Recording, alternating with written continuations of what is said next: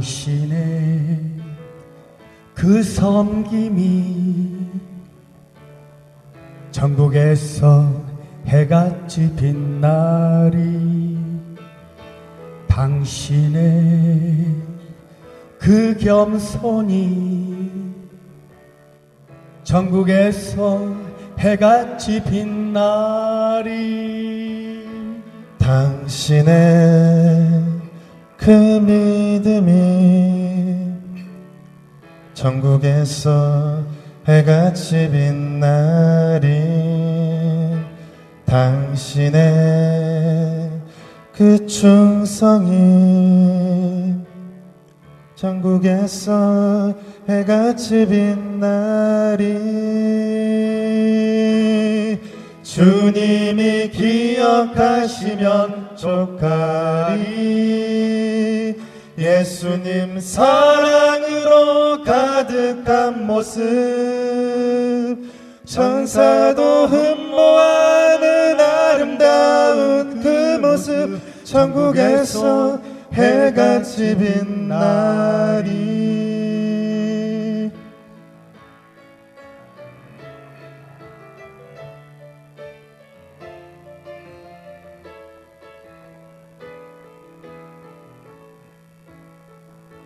당신의 그 순종이 전국에서 해같이 빛나리.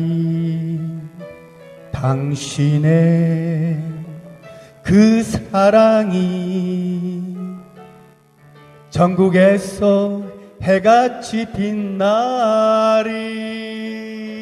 당신의 그 찬송이 전국에서 해같이 빛나리. 당신의 그 헌신이 전국에서 해같이 빛나리. 주님이 기억하시면 족하리. 불타는 사명으로 가득한 모습, 천사도 흠모하는 아름다운 그 모습, 천국에서 해같이 빛나리. 주님이 기억하시면 족하리. 예수님 사랑으로 가득한 모습, 천사도 흠모하는 아름다운 그 모습, 천국에서 해같이 빛나리. 천국에서 해같이 빛나리. 천국에서 해같이 빛나리.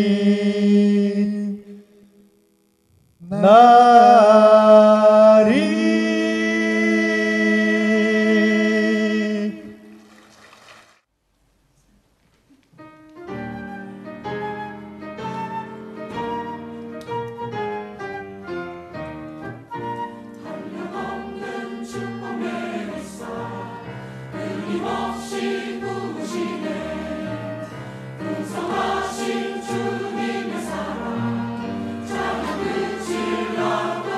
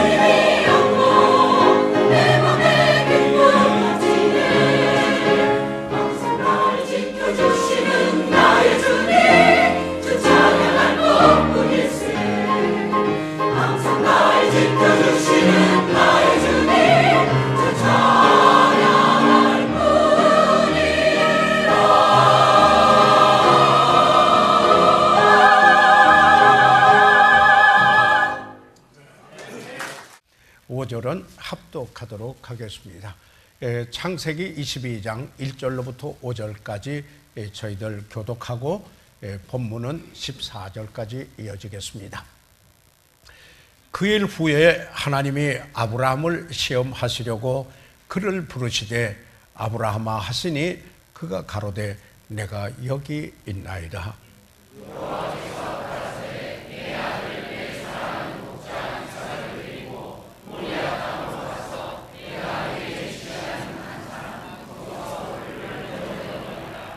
아브라함이 아침에 일찍이 일어나 나귀의 안장을 지우고 두 사환과 그 아들 이삭을 데리고 번제에 쓸 나무를 쪼개어 가지고 떠나 하나님이 자기에게 지시하는 곳으로 가더니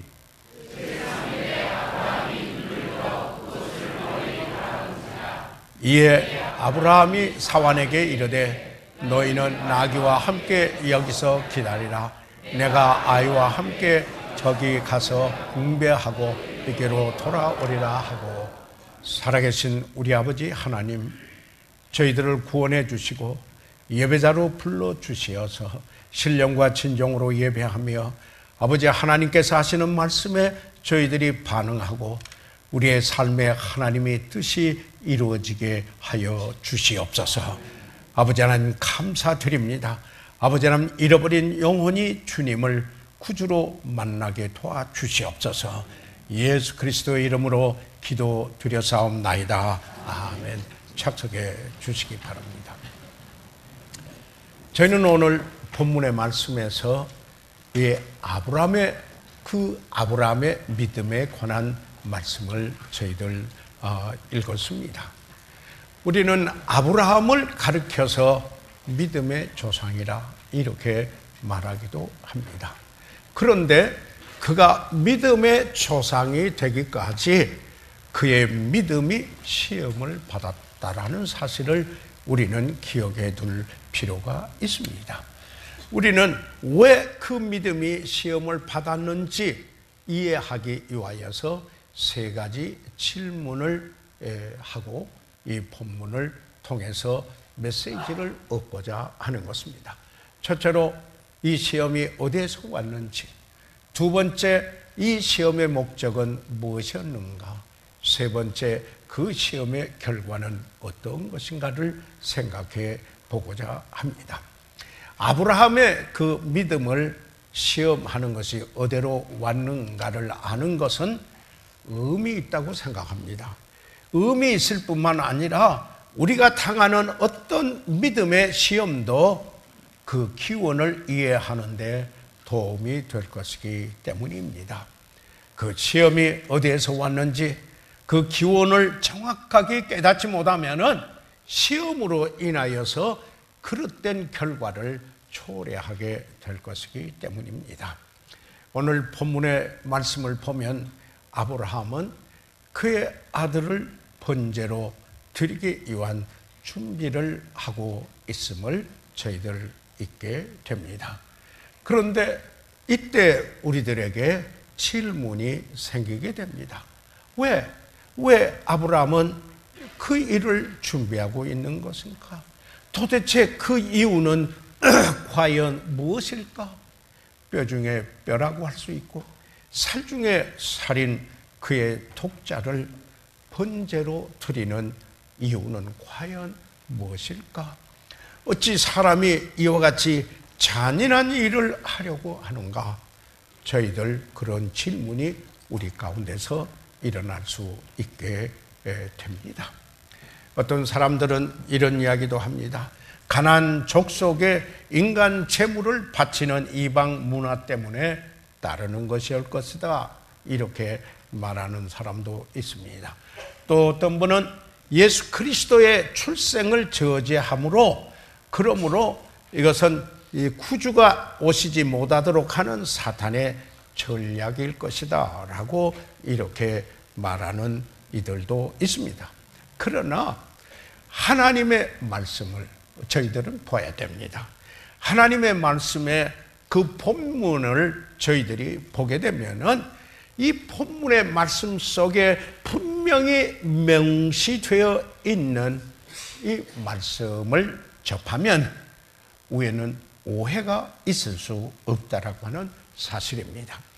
여기에 창세기 22장 1절에 보면은 그 일 후에 하나님이 아브라함을 시험하시려고 그를 부르시되 아브라함아 하시니 그가 가로되 내가 여기 있나이다. 여기에 분명히 말씀하고 있습니다. 하나님이 아브라함을 시험하시려고 부르셨다. 바로 여기에 아브라함의 그 믿음을 시험하시려고 부르셨다. 그래서 아브라함아 이렇게 부르니까 내가 여기 있나이다라고 했습니다. 그러니까 아브라함의 그 믿음을 시험대에 올려놓으신 분은 바로 하나님 자신이셨다라는 사실을 우리가 여기서 보게 됩니다. 사랑하는 여러분, 요즘 만연되어 있는 인간 중심의 형통신학, 어떻게든지 건강하고 어떻게든지 재물을 얻고 어떻게든지 성공하고 하나님 믿으면 만사 형통한다는 이런 인간 중심적인 바로 이와 같은 이런 신학, 다시 말해서 기복신앙이 사실 인간의 인기가 있습니다. 왜 그렇습니까? 사람의 그 성향에 바로 그런 것을 원하고 있기 때문인 것입니다. 사랑하는 여러분, 그런데 바로 이러한 그 형통신학이나 기복신앙이 어떻게 보면은 그 무속신앙과 큰 구별점이 없이 이렇게 보인다고 하는 사실입니다. 이런 모습들이 한국의 교회들에게 스며들었으므로 말미암아 여기에 여러 가지 문제들이 성서적인 그 각도에서 보게 된다면 여러 가지 문제들이 발생하고 있는 것입니다. 그런데 저희들은 하나님의 말씀, 본문의 말씀으로 와서 저희들이 봅니다. 여기에 분명히 성경이 선언하는 것이 있습니다. 여러분, 하나님은 어떤 분이십니까? 누가 있으라고 해서 있으신 분입니까? 그분은 스스로 계시는 바로 그런 분이 아니십니까? 그분은 전능하신 분이요, 그분은 전지하신 분이 아니십니까? 그분은 영원 불멸하신 분이 아니십니까? 그분이 창조주시지 않았습니까? 그분은 사랑이시여 인류를 구원하기 위하여 그의 독생자까지도 희생하시며 보내셨던 바로 그 하나님 아니시겠습니까?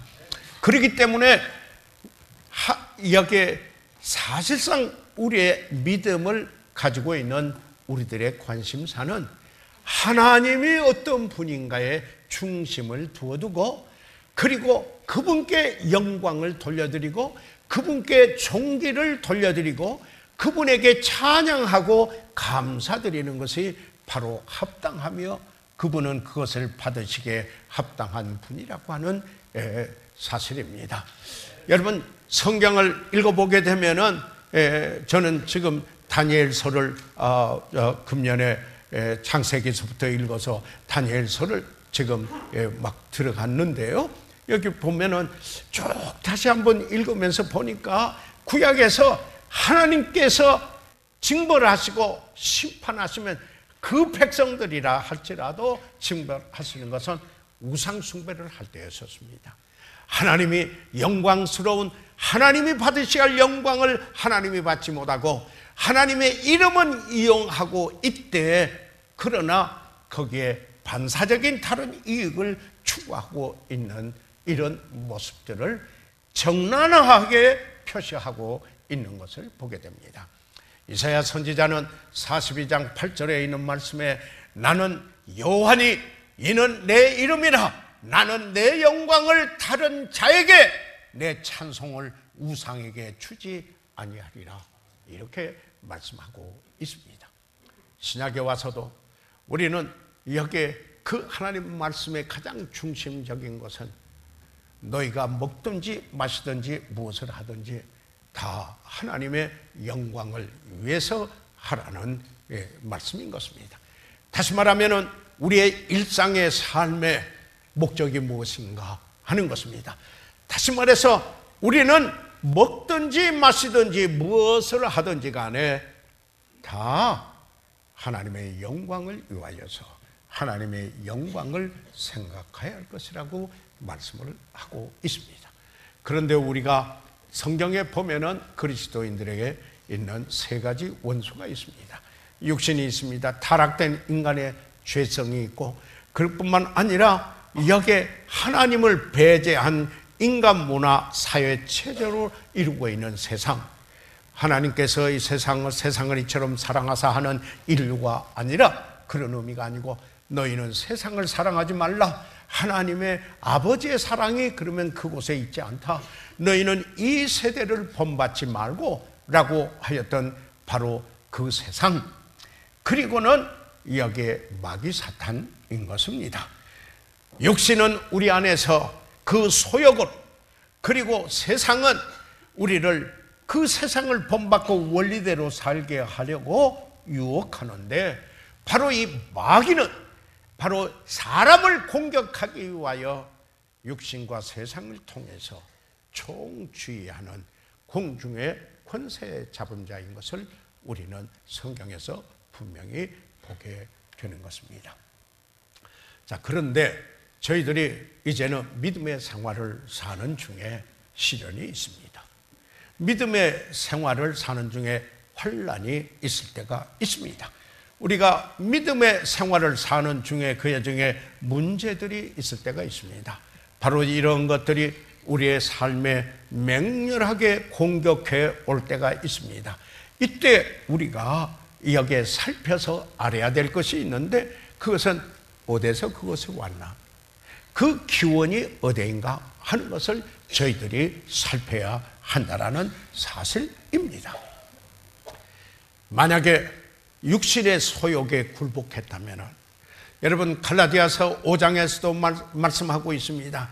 여기에 육신의 소욕과 그리고 성령의 소욕이 여기에 서로 간에 다툼을 일으킨다라고 하는 말씀을 저희들이 보게 됩니다. 그런데 이 육신의 소욕에 굴복하게 된다면은 피할 수 없는 결과를 얻게 된다고 하는 사실입니다. 이러는 중에 많은 이들이 불평을 하게 됩니다. 어떤 불평을 합니까? 주님, 제가 이 문제를 지고 가는 것은 저의 십자가를 지고 가는 것입니다 라고 이렇게 합니다.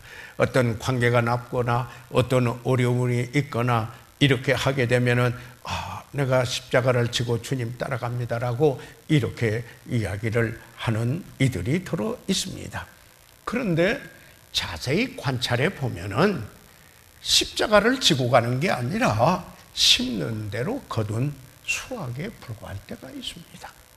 육체를 위하여 심는 자는 썩어질 것을 거두고 성령을 위하여 심는 자는 영원한 생명, 즉 영원히 가치를 남기는 삶을 거둬들이게 된다 하는 사실을 여기에 성경에 말씀하고 있는 것입니다. 그렇기 때문에 우리는 여기에 그리스도인이 세상을 본받고 세상의 원리를 따른다고 하는 이것은 근본적으로 들어가서 보게 되면은 하나님의 향한 사랑이 없기 때문이다 하는 이 사실입니다. 다시 말하면 마귀는 우리를 육신의 소욕과 세상의 유혹을 통해서 우리에게 총 공격을 해오고 그리고 총 지혜해 온다고 하는 사실입니다. 그렇지만 거듭난 사람, 우리의 믿는 사람들, 우리는 성령으로 거듭나고 하나님께로부터 난 우리들, 그래서 그리스도 안에 새로운 피조물이 된 우리들에게는 우리 안에 계시는 분이 있으시다라는 사실입니다. 바로 그분은 하나님이십니다. 그분은 살아계시는 주님이십니다. 그분은 우리 안에 계신데 성령께서 우리 안에 계시면서 우리가 그리스도인의 삶을 영위할 수 있도록 능력을 주시고 역사하시는 성령이십니다. 그렇기 때문에 성령의 충만함을 받으라고 말씀하고 있습니다. 저희들은 살펴야 됩니다. 이런 일들이 있을 때, 우리의 인생의 여정에서 이런 일을 겪게 될 때 그 기원이 어디인가, 어디서 온 건가 하는 사실인 것입니다. 육신적인 세상의 유혹인가, 아니면 사탄의 공격인가, 아니면은 하나님께서 그의 자녀들이 자라도록, 그의 자녀들이 성숙하도록 그들의 믿음을 시험해서 자라여 우리에게 유익을 주고자 하는 하나님의 이니시아티브를 취하시는 이런 것이 아닌가, 우리는 살펴봐야 한다는 사실입니다. 그런데 아브라함은 여기서 여기 창세기에서 분명히 우리가 볼 수 있는 것은 그 일 후에 하나님이 아브라함을 시험하려고 그를 부르셨다, 이렇게 말씀하고 있습니다. 그러면 하나님께서 이 아브라함을 부르신 목적이 뭡니까? 아브라함을 불러서 그 믿음을 시험하는 그 목적이 도대체 무엇입니까? 우리는 야고보서를 읽어보면은 야고보서 1장 2절로부터 4절까지 야고보는 성숙함을 말하는, 여기에 주제가 성숙함이죠. 이 야고보는 무엇을 말합니까? 로마서는 하나님 앞에서 사람의 믿음, 아니 우리의 믿음, 하나님의 중심을 아시고 계시는 우리의 믿음으로 의롭다함을 받는다고 그랬습니다. 그러나 이 야고보는 사람 앞에서 중심을 알고 있지 못하는 사람 앞에서 그의 믿음이 행함으로 나타나 그의 믿음이 진정한 믿음이라는 것을 보이게 된다라고 이렇게 이야기하고 있습니다.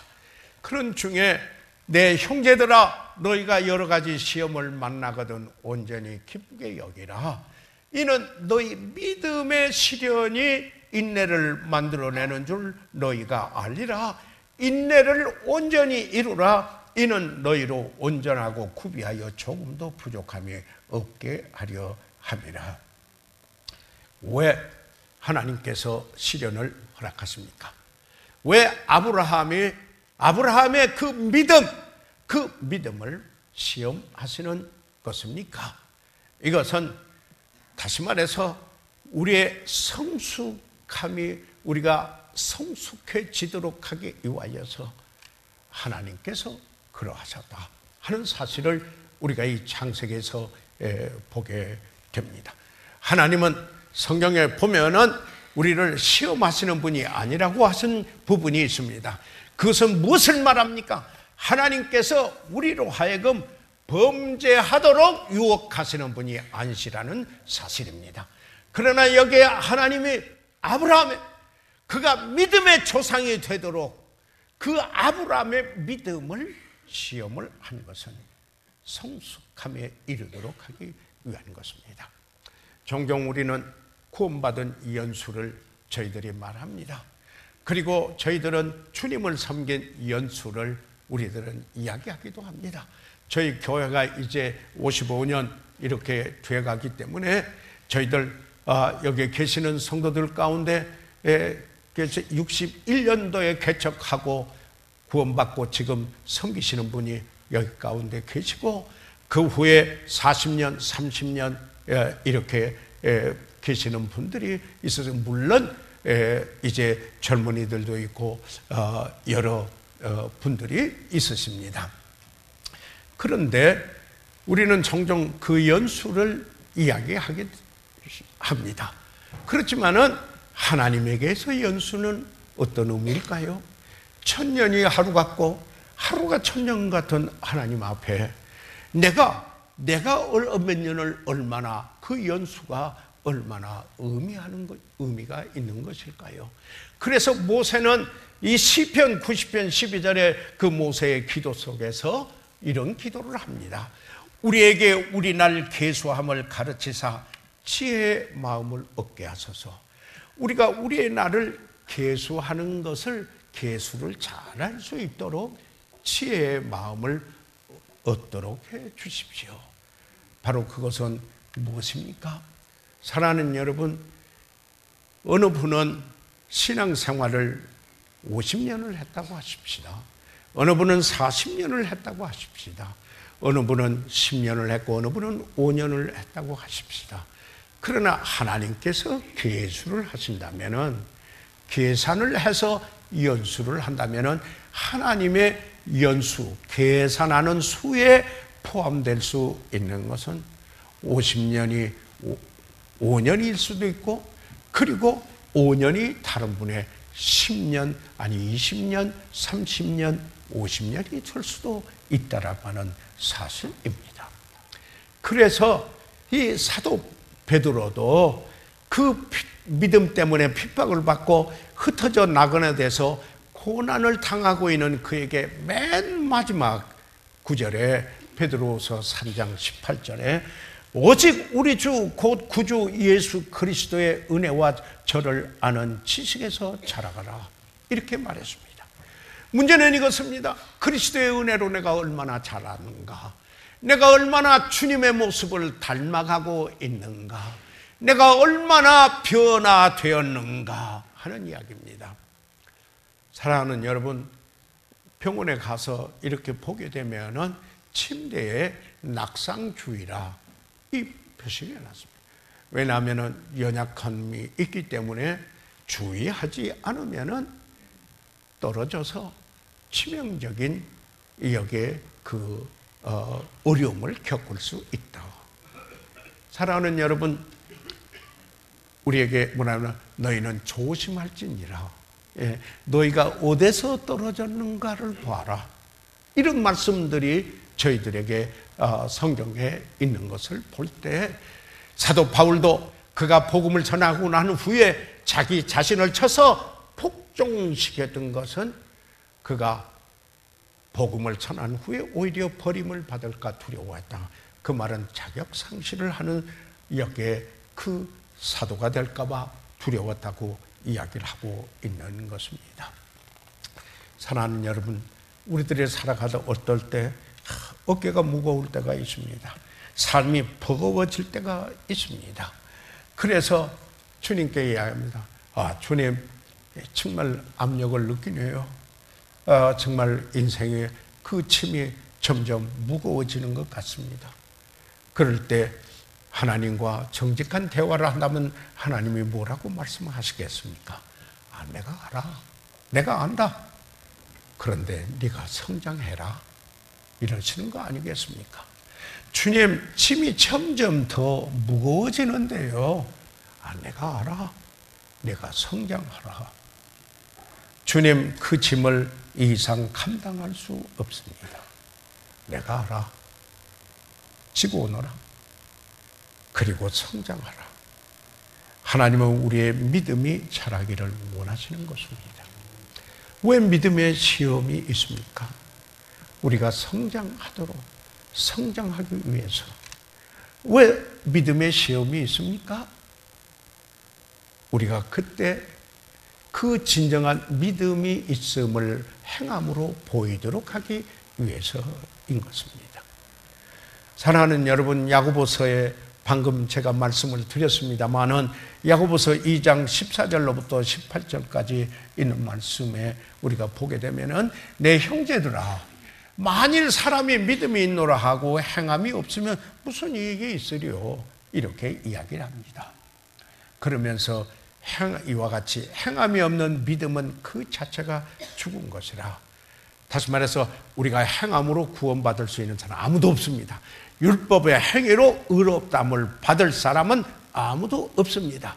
우리는 오직 하나님의 은혜로 예수 그리스도께서 우리 죄를 십자가에서 지시고 단번에 피 흘려서 영원한 속죄를 이루어 주시고 죽었다가 살아나신 그분을 구주로 믿음으로 말미암아 우리는 구원을 받았고 영원히 구원을 받았고, 그래서 은혜의 복음이라고 하는 것입니다.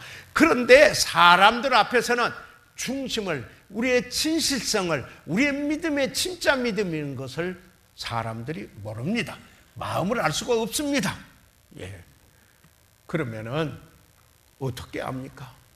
그분이 믿는다고 고백하면서 어떻게 행동하는가? 그걸 보고 그 믿음의 진실성을 측정한다라는 겁니다. 누가요? 사람들이요. 한다는 이야기입니다.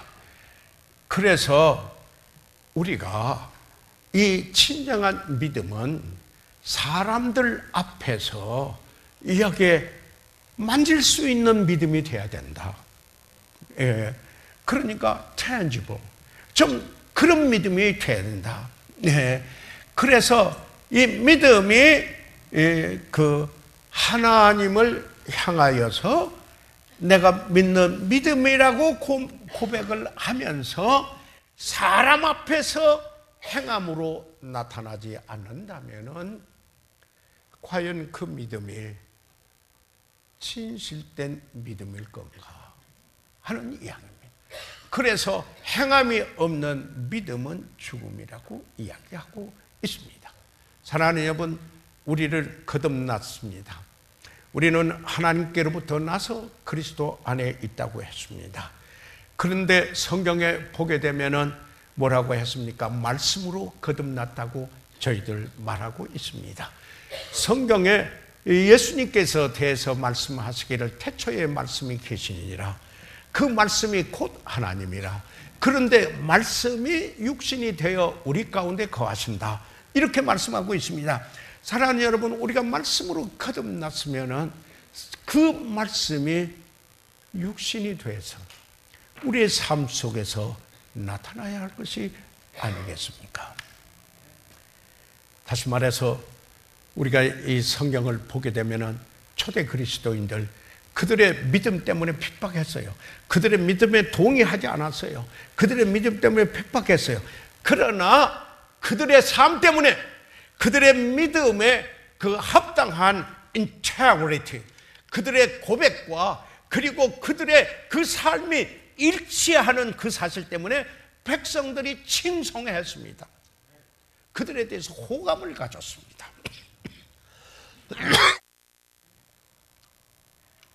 하나님은 사랑이십니다. 하나님은 사람을 사랑하십니다.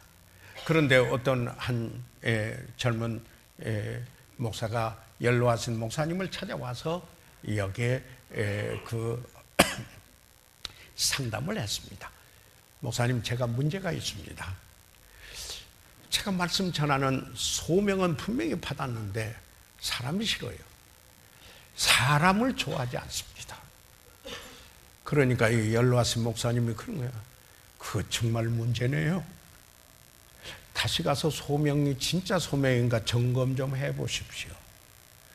사람을 좋아하지 않는 그에게, 사람을 싫어하는 그에게 하나님께서 사랑하는 사람들에게 복음을 전하라고 부르셨을까요? 그런 것이었습니다. 하나님이 세상을 이처럼 사랑하사 독생자를 주셨으니 이는 저를 믿는 자마다 멸망치 않고 영생을 얻게 하려 하심이니라. 자, 그러면은 이제 우리가 이 믿음의 시험이 어디서 왔습니까? 하나님께서 아브라함을 불렀습니다. 그런데 그 믿음의 시험의 목적은 무엇이었습니까? 성숙해지도록, 그리고 진정 믿음이 진짜 믿음인지 행함으로 보이도록 하기 위하여서 시험이 있었습니다. 자, 그러면은 그 믿음의 시험, 그 시험의 결과는 무엇입니까? 예, 어떤 것이었습니까? 하나님께서 아브라함의 믿음을 시험하셨을 때 무엇이 확인되어 있습니까?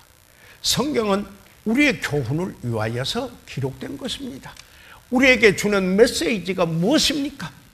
왜 하나님께서 아브라함아 불러가지고 내 아들, 내 사랑하는 아들 독자 이삭을 모리아로 데리고 그 산으로 데리고 가라, 그렇게 시험하신 그 결과 무엇을 우리에게 교훈을 주시기 위한 것입니까? 창세기 22장 2절에 있는 말씀을 보면은 여호와께서 가라사대 내 아들, 내 사랑하는 독자 이삭을 데리고 모리아 땅으로 가서 내가 내게 지시하는 한 산 거기서 그를 번제로 드리라. 여러분, 아브라함에게 이렇게 한번 물어볼 수 있지 않겠습니까? 아브라함이여, 그대는 아들을 사랑했습니까? 물어볼 수 있을 겁니다. 그런데 지금 하나님께서 아브라함을 부르시고 내 아들, 내 사랑하는 독자 이삭을 번제로 드리라 그러는 거 아니겠습니까? 여러분, 이삭이라고 하는 말은 그가 태어났을 때 웃음이라는 그 웃음으로 사라가 웃고 웃음이라는 뜻이지 않겠습니까? 아마도 이 이름 그대로 이삭은 아브라함의 가정에 웃음을 안겨다 주었을 것입니다. 그런 그 웃음, 그런데 그를 데려다가 제물로 드리라니요. 왜 하필이면 이삭입니까? 내가 사랑하는 내 아들보다 나 하나님이 더 중요한가 보려 한다. 그를 모리아 산으로 데리고 가라. 주님, 무엇을 아시고 싶어서 그러하십니까? 하나님께서 말씀을 하세요. 그러니까 이제 하나님 말씀하시기를, 이삭이 태어나기 전에는 너와 우리가 가까웠지 아니하느냐? 우리가 동행하며 이야기도 했지 않으냐? 너는 나의 벗이었다. 성경에 아브라함을 하나님의 벗이라고 그랬습니다. 이삭이 태어나기 전에는 네가 나와서 나를 기다리고 아침마다 나와 산책하며 감격스러워하지 아니하였느냐? 그런데 이제 내게 핑계가 생겼구나. 항상 늦구나. 어떤 때는 내가 나타나지도 않는구나. 며칠 전에는 내가 내 종 엘리에셀을 보내어서 내가 늦겠다고까지 하지 아니하였느냐? 내가 관심을 갖지 않을 수 없구나. 네가 무엇이 그렇게 중요했는지 알고자 한다. 그러나 아브라함아, 이삭이 이제 내 하나님이 되었는지 알고 싶구나. 모리아 산으로 데리고 가라. 내가 내 하나님이냐 아니면 이삭이 내 하나님이냐? 사실 여러분, 우리가 우선순위에서 일반적으로 성경에서 말씀한 모든 것을 종합해서 우리의 삶에 이렇게 말합니다. 하나님과의 관계가 최우선순위다. 그 다음에 가족과의 관계이다. 그 다음에는 직장에서의 내가 맡은 여러 가지 일들이 있다. 그리고는 섬기는 봉사의 일이다. 때로는 그 다음에 여가가 있을 때 이렇게, 물론 그게 어떤 특별한 하나님이 인정하는 상황 때문에 변경될 수도 이 상황에 따라서 어느 순간 하나님이 인정하시는 그 일들이 있을 수가 있는 것입니다. 여하튼 간에 하나님과의 관계는 모든 우선순위의 첫째인 것입니다. 첫 단추가 잘못 끼어지면 나머지 단추 제대로 끼어질 수가 없습니다. 가족과의 그 관계는 그러면 아무나 해도 좋다 이 말씀입니까? 아니에요. 성경에 보게 되면은 우리가 부모에게 향하는 효 할 때 그 효를 영어에는 piety라고 그러지 않아요? 그 말은 뭐냐면 경건이거든요. 정말 경건한 그는 여기에 그 부모에게 효를 향한다 하는 사실 성경에 가르치고 있습니다. 그뿐인가요? 누구든지 자기 친족, 특히 자기 가족을 돌아보지 아니하면 믿음을 배반한 자의 불신자보다도 더 악한 자니라. 진정한 하나님께 속한 사람은 가족을 사랑하고 그리고 가족을 돌볼 줄 안다라고 하는 사실입니다. 마가복음 10장 19절에는 내가 계명을 안 하니 살인하지 말라, 간음하지 말라, 도적질하지 말라, 거짓 증거하지 말라, 속여 취하지 말라, 내 부모를 공경하라 하였느니라. 이렇게 말하고 있는 것입니다. 그런데 누가복음 14장에 보면은 예수님께서 제자의 도를 이야기를 하면서 너희가 능히 내 제자가 되지 못하리라 하는 것을 이야기하는 중에 하나가 내가 내 부모, 내 처자, 이 내 형제, 미워하지 아니하면은 내 제자가 되지 못하냐. 아니 언제 아내를 사랑하되 그리스도께서 교회를 사랑하여 자신을 주신같이 하라고 그러는데요. 그리고 성령 충만하면은 그 관계가 다 복되고 아름답게 되어지는데요. 사랑하는 여러분, 하나님을 향한 사랑에다가 비하면은 거기에서는 비교적으로 의미하는 것입니다. 내가 그처럼 가족을 사랑하고, 그처럼 아내를 사랑하고, 그처럼 아들을 사랑하고, 그처럼 딸을 사랑하고, 내 가족을 그처럼 사랑한다 하더라도 하나님을 사랑하는 사랑에 비하면은 미워하는 것 같이 된다는 것입니다. 이게 제자의 도를 가는 사람들에게 있어서의 예수님께서 말씀하신 것입니다.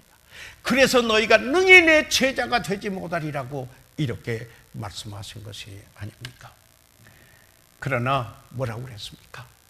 너희는 먼저 그 나라와 그 의를 구하라. 그리하면 이 모든 것을 너희에게 더하시리라. 여러분, 모든 것을 버리고 주님을 따른 그에게 나중에 이야기에 금세에서 집과 형제와 자매와 모친과 자식과 전토를 100배나 받되 그렇게 말하고 있습니다. 내세의 영생을 받지 못할 자가 그 분명히 거듭나고 주님을 따라간 사람이었다. 이렇게 이야기하는 것을 보게 됩니다. 이 말씀은 가족을 소홀히 해도 된다. 절대로 그게 아닙니다. 우리가 왜 경제 활동을 합니까? 하나님의 영광을 위해서, 그리고 가족의 필요를 위해서 저희들이 경제 활동을 하지 않습니까? 그리고 우리가 주고 나누는 자가 되기 위하여서, 그리고 성교의 장을 이루기 위해서 하는 거 아니겠습니까? 문제는 이것입니다. 첫 단추를 제대로 끼얹느냐 하는 이야기입니다. 그래서 여기에 그 아브라함의 믿음의 시험은 그가 하나님과의 관계에서 하나님이 첫째 인가를 여기에 나타내 보여주는, 확인하는 시험이었습니다. 그뿐만 아니라 여기에 아브라함의 그 믿음의 그 시험은 이런 겁니다. 아브라함아, 내가 소중히 여기는 것이 무엇이냐? 내가 가진 것을 다 버려야 한다면 맨 마지막까지 포기하지 아니할 것이 무엇이냐? 아마 아브라함이 그랬을 거예요. 주님, 모르겠는데요. 그래, 그럼 어디 보자. 아브라함이 그래요. 주님, 제게는 100년 된 여기 오래된 창막이 있을 뿐입니다. 주님, 그 원하시면 가지십시오. 그리고 저에게는 늙은 나귀가 있습니다. 아니, 그 롯을 구원하는 데 사용했던 318명의 군사 책에 있습니다. 주님 원하십니까? 엘리에셀, 그 종 가족과 같은 그 엘리에셀이 있습니다. 주님, 그리고 이제 아무것도 남은 것은 없습니다. 제 아내 사라는 평생 제 곁에 있었습니다. 그리고 아들뿐이지 않습니까? 하나님, 사라에게는 말하지 마세요. 사라는 아마 이해하지 못할 것입니다. 그런데 하나님이, 주님이 말씀하십니다. 나는 이삭을 택한다 하는 것입니다. 그런데 이삭은 보니까 눈과 코가 그냥 아버지 아브라함하고 꼭 닮았어요. 걸음걸이도 아빠를 꼭 닮았어요. 얼마나 귀한 아들인가. 정말 그런데 그를 모리아 산으로 데리고 가라 하는 말입니다. 나는 내가 귀하게 여기는 것이 무엇인가? 어떤 것인가? 아니, 정말 네가 귀하게 여기는 어떤 것보다 가장 귀한가를 보고자 한다. 죽으나 사나 내 몸에서 그리스도가 존귀하게 되기 원하는 내게 사는 것은 그리스도라. 바울의 고백인 것입니다. 내가 이삭을 모리아산에 데리고 가는지 그렇지 않는지에 따라서 내가 내 하나님인지 아니면 내 소유가 너의 하나님인지 알리라. 그 시험이었습니다. 사랑하는 여러분, 우리는 살펴보아야 할 때가 있습니다. 하나님과 나 사이에 다른 무엇이 끼어 있지는 않는가? 과연 하나님이 내 어떤 소유보다도 가장 소중하고 귀중한 분이신가 하는 것입니다. 세 번째로 저희들 여기에 보니까 아브라함의 그 믿음의 시험은 그 아브라함의 개인적인 포부에 관한 시험이었습니다. 다시 말해서 이 personal ambition. 그런데 아브라함아, 네가 가지고 있는 포부가 뭐냐? 주님, 제가 이제 127세입니다. 무슨 저에게 큰 별다른 포부가 있겠습니까? 그러나 네가 포부가 있는데 그것이 무엇이냐? 주님, 저에게 포부가 있다면 내 아들이 자라서 내 이름을 지니고 다니는 것입니다. 저기 아브라함의 아들이 간다 하는 말을 듣고 싶습니다. 아브라함아, 혹시 네 포부 때문에 나 하나님을 바라보는 것이 희미해지지나 않았느냐? 내 아들을 모리아 산으로 데리고 가라. 때때로 우리는 성취하기 위해서 우리 모두에게 성취욕이 있습니다. 그런데 우리의 뜻을 이루기 위해서, 내 포부를 이루기 위해서, 내가 하고자 하는 그 성취를 이루기 위해서 하나님의 뜻을 등한히 한다면, 아니 그게 그 속에 꽉 사로잡혀 있다면 하나님의 뜻을 이루는 일에 희미해지고 눈멀어지게 된다는 사실입니다. 다시 말해서 이런 시험입니다.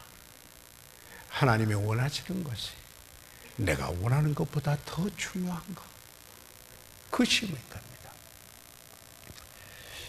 하나님의 자녀들에게 비극이 있다면 하나님이 엄청난 축복을 주셨는데 축복에 매여서 그 축복을 주신 하나님을 잊어버리는 거예요. giver, 하나님은 잊어버리고 그분이 주신 blessing만 생각하고 그것만 붙들려고 하는 것입니다. 그게 물질일 수도 있고 지위일 수도 있고 권세일 수도 있고 자기 포부일 수도 있는 것입니다. 아브라함, 너의 포부는 무엇인가? 네 아들이냐? 그를 모리아 산으로 데리고 가라는 것이었습니다. 그 다음에 여기에 또 하나, 이 아브라함의 그 믿음의 시험은 자기의 그 이성보다 믿음이 초월하고 강한 것이라는 것을 보여주는 시험이었습니다. 여러분, 우리가 일반적으로 그렇습니다. 교계 안에서도 이성이 이성의 권위인 사람이 있어요. 그러면 성경 해석이 자기 이성이 안 맞으면 그 말씀 그대로 안 받아요. 어떤 사람은 체험이 권위 있는 사람이 있어요. 그러니까 내가 체험했다. 그래서 자기가 체험한 것이 권위가 돼서 성경도 자기 체험대로 막 뜯어 고쳐요. 그리고 이것은 우리 전통이다. 그렇게 해가지고 그게 권위가 되니까 성경에 뭐라고 했든지 간에 소용이 없어요. 그런데 우리의 신앙은 여러분 무엇입니까? 하나님의 말씀이 구원이다. 하나님이 구원이니까 그의 말씀이 구원이다. 이성이 구원이 아니라 하나님의 말씀. 자, 그래서요, 여기에 창세기 22장 5절에 보니까 이에 아브라함이 사환에게 이르되 너희는 나귀와 함께 여기서 기다리라. 내가 아이와 함께 저기 가서, 이게 장성한 아들이에요. 지금요 성경에 이야기했으니까 내가 아이와 함께 그 사환들에게 아브라함이 하는 얘기예요. 거기 가서 내 아들과 내가 같이 가서 경배하고 너희에게로 돌아오리라. 우리말 성경에서는 여기에 그 돌아올 때 혼자 올 건가 둘이 같이 오시는가 잘 명확하게 안 돼요. 그런데 영어 성경에 보면 We will worship and we will return. 우리가 같이 돌아온다. 너 여기 있어라. 내가 아들하고 함께 가서 경배하고 아들하고 같이 오겠다. 그런 것입니다. 그의 마음에 뭐가 있었는가 하는 건 얘기입니다. 여러분, 그 히브리서에 보게 되면은 그 아브라함의 믿음에 대하여서 이야기할 때 히브리서 11장 17절에 아브라함은 시험을 받을 때 믿음으로 이삭을 드렸으니 저는 약속을 받은 자로 돼 그 독생자를 드려놓으니라. 저에게 이미 말씀하시기를 내 자손이라 칭할 자는 이삭으로 말미암았으리라 하였으니 저가 하나님이 능히 죽은 자 가운데서 다시 살리실 줄을 생각하니라. 비유컨대 죽은 자 가운데서 도로받은 것이니라. 이게 아브라함의 믿음이었어요. 그 믿음은 자기 이성보다 강한 것이었어요. 가서 하나님 뜻대로 그렇게 하고 우리 올 거다. 그런 것이었습니다. 사랑하는 여러분, 여기에서 우리는 무엇을 봅니까? 하나님께서 이 아브라함에게 이야기를 합니다. 아니, 그 천사들이 이제는 그 번제를 드리려니까 잡아야 되지 않아요. 그 단에 올려놓고 잡으려고 하는데 스탑 하는 거예요. 하지 말고 그만해라. 그런 겁니다. 예. 아들 이삭을 결박하여 단 위에 놓았는데 그리고 잡으려고 하는데 그만두라 그런 거예요. 아마 그 전에 이런 과정이 있었을 거예요. 아들아, 내가 너를 사랑한다. 그러나 나는 믿는다. 하나님께서 죽음도 다시 살리시는 것을 믿는다. 아마 이렇게 하면서 설명을 잘 했을 거예요. 그런데 참 여기 보게 되면은 아브라함은 그 믿음은 하나님께 절대적으로 그 말씀대로 가고 이 아들은 아브라함에게 그렇게 협동하고 순종한다. 이 보면서 하나님 아버지가 아들 예수 그리스도 그분이 죽기까지 복종하여 십자가에 죽으심이라. 이런 모습이다. 그러니까 여기에 아브라함하고 여기에 그 이삭은 하나님 아버지와 아들 하나님 예수 그리스도의 가장 아름다운 모형으로 여기에 지금 나타난다 하는 사실입니다. 자, 그렇게 잡으려고 하니까 손을 대지 말라. 아무 일도 그에게 하지 말라. 내가 내 아들 내 독자라도 내게 아끼지 아니하였으니 내가 이제야 내가 하나님을 경외하는 줄을 아노라. 이렇게 말합니다. 하나님께서 이삭을 원하지 않으셨습니까? 손대지 말라 그러니까요. 그러니까 아니다. 내가 원하는 것은 이삭이 아니었고 너였다. 그런 겁니다. 내가 이삭을 가졌을 때 내가 너를 가진 줄을 안다 하는 이 사실인 것 같습니다. 그래서 하나님께서 어떻게 했어요? 수양을 준비해 놓으셨어요. 다. 아브라함이 가서 그 수양을 가져다가 아들을 대신하여 번제로 드렸다. 사랑하는 여러분, 오늘 아브라함의 믿음에 대해서 생각을 했습니다. 그 시험이 어디서 왔습니까? 그 시험의 목적은 과연 무엇이었습니까? 그런데 그 결과는 무엇을 확인하는 것이었습니까? 사랑하는 여러분, 우리는 믿음으로 산다. 그렇게 말하죠. 그건 뭐예요? 주님이 주신 생명으로 사는 거예요. 우리 안에 계신 성령을 찾아서 사는 삶인 것입니다. 그러면은 그게 온전한 헌신을 배제할 수가 없습니다. 이삭이 아버지에게 헌신돼서 번제라는 건 하나도 남김없이 태우는 겁니다. 그런데 성경에 예수님이 십자가에 드리는 것을 번제로 드리는 거라고 했습니다. 우리의 철저한 헌신입니다. 죽도록 충성하라. 아니, 죽어서 충성하라. 그런 말 아니에요. 죽기에 이르기까지 충성하라. 그런 말 아닙니까? 다시 말해서 그분에게 충성을 드리게 그분은 그것을 받기에 합당한 분이다. 우리가 믿음을 말할 때 무엇이 정말 믿음인가? 아브라함은 하나님께서 말씀 약속하신 그대로 되리라고 확신한다. 로마서 4장 21절에 사도 바울은 사도행전 27장 25절에 누가가 기록하기를 뭐라고 했어요? 나는 하나님께서 내게 말씀하신 대로 되리라고 하나님을 믿노라. 그들의 삶은 하나님께 드려진 삶이었습니다. 제가 좋아하는 복음 찬송 중에 주의 뜻대로 살기로 했네, 뒤돌아서지 않겠네, 이 세상 사람 날 뭐라 해도 뒤돌아서지 않겠네, 세상 등지고 십자가 보내 뒤돌아서지 않겠네. 다 같이 일어나시겠습니다. 저희들 이 시간 다 같이 일어나셔서 잠시 머리 숙이시겠습니다. 저희들 이 시간 다 같이 일어나셔서 잠시 머리 숙이고 있는 동안에 우리의 믿음의 조상이라고 일컬어는 그 아브라함의 그 믿음이 시험받았다. 그래서 그는 믿음의 조상이라고 일컬음을 받는 믿음을 가진 이였다라는 사실을 저희들이 여기에 성경에서 본 겁니다. 사랑하는 여러분, 우리의 연약함이 있습니다. 우리가 실패할 수도 있습니다. 때로는 믿음이 부족할 때도 있습니다.